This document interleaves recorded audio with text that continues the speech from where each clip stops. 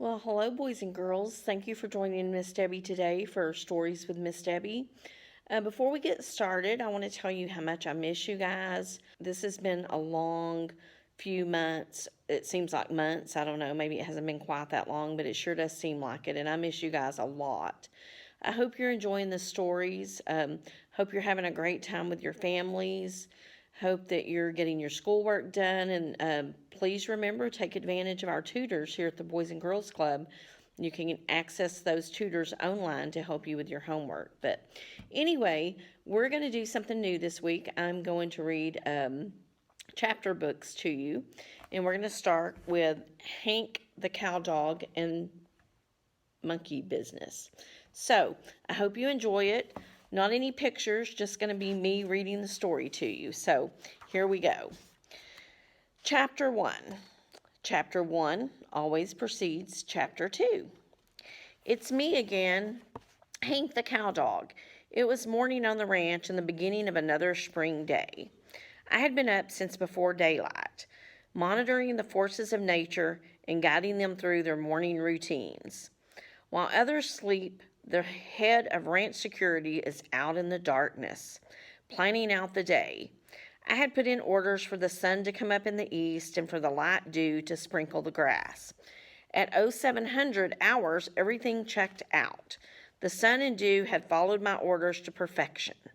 At 0705, I issued a new set of orders, allowing the sun to rise in the sky and the dew to begin sparkling in the grass. At 0710, feeling pretty good about things, I made my way up to the machine shed. I had gotten another day off to a good start, or so it seemed. Little did I know that within a matter of hours, Drover and I would discover a mysterious red box out in the pasture that would change the course of our lives. Perhaps you don't believe in mysterious red boxes. Well, that's too bad, because I found one on my ranch. Hang around and you'll just see how fast one of those things can turn a day around. When I arrived at the machine shed, I found Drover sunning himself on the south side, sunning himself gazing up at the clouds, wasting time. Hi, Hank. Well, Drover, I see that you're sunning yourself, gazing up at the clouds and wasting time. He grinned. Yeah, I get a kick out of that. You certainly do. I kicked him in the behind. There's your kick. Now get up. We've got to make a cattle guard patrol. But Hank, hush and chase rabbits. Oh, rats, rabbits. Oh, rabbits. What? Nothing. In security work, we have certain jobs that we attend to every day, others that we take care of on a weekly basis. Cattle guard patrol falls into the latter category. It's one of those jobs that has to be done every once in a while, but not necessarily every day.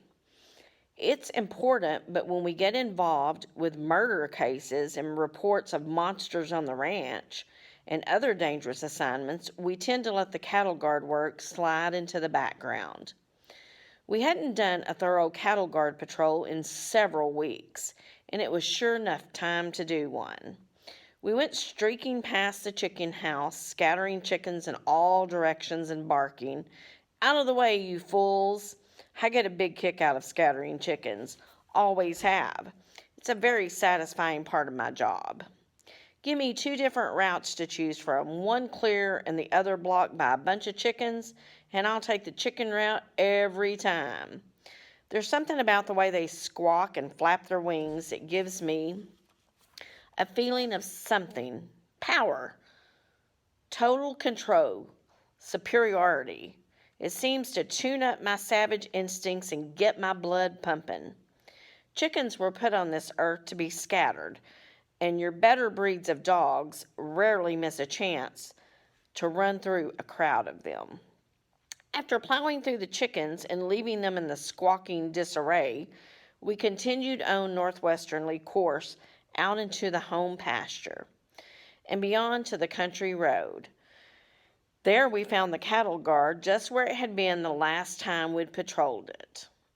All right, Drover, do you remember the procedure we follow on cattle guards? Well, let's see. It's been a long time. Seems to me that we bark.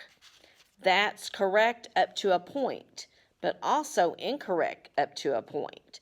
Perhaps I should refresh your memory. Are you ready for me to outline our procedure for cattle guard patrol? He yawned. What kind of answer is that?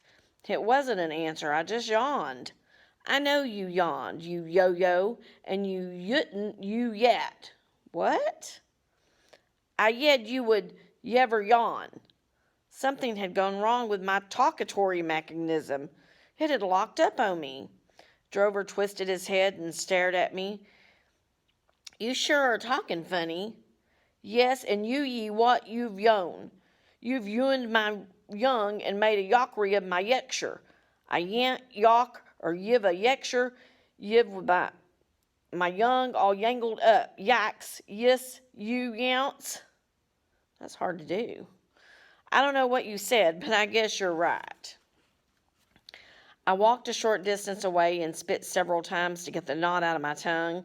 Sometimes when you repeat certain sounds over and over, the muscle fibers in the tongullary region begin to cramp up. Don't you see, causing the speaker to fixate on a certain ridiculous sound. It's a humiliating affliction, and although we haven't found the exact cause, we know that it most often occurs when the victim is trying to communicate with morons. In the security business, we refer to it as tongue run amok. But there's no need for you to remember all the scientific terminology. After a few moments, my tongue returned to its normal state and I marched back over to Drover. Point 1. We know from our intelligence reports that a certain cottontail rabbit lives in the pipes of this cattle guard. Point 2. We also know that at this hour of the morning, he leaves the pipes and ventures out into the pasture to feed on green grass. Point 3. It's our job to locate this rabbit while he's in a feeding mode. And point 4, our mission is to cut off his attempts to scamper back into the safety of the pipes of the cattle guard. Is that clear? Well, not really. Then never mind. We've got a job to do, and you'll have to play it by ear. What?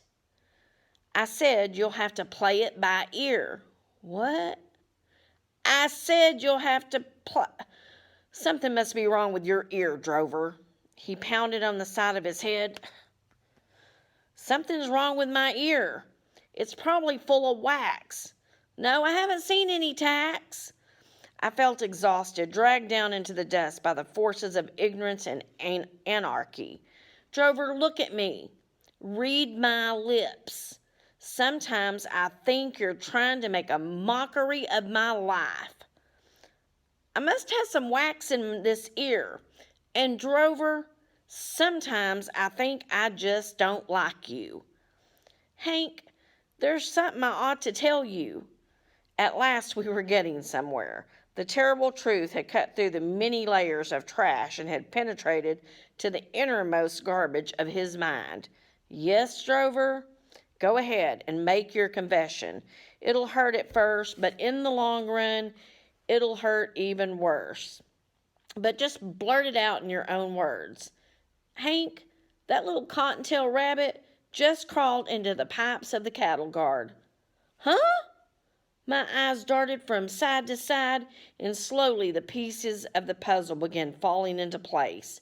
We had just been outfoxed by a rabbit, which was nothing to crow about. Well, that's the end of chapter 1. We're going to do chapter 2 tomorrow, so come back and hear what happens and how they catch that rabbit, or if they catch that rabbit. I will see you guys tomorrow. Bye-bye.